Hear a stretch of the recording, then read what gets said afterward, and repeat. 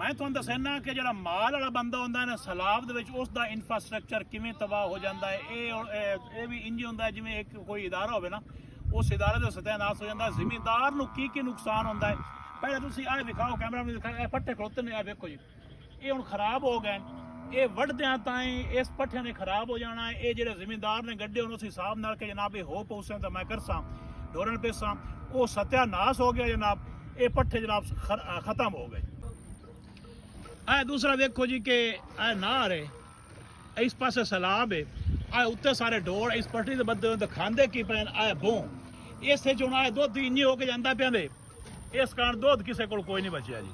सब तो औखा काम जड़ा है ना इस सैलाब दे विच भी जड़ा है ना वो सिर्फ डंगरां दा औखा काम है।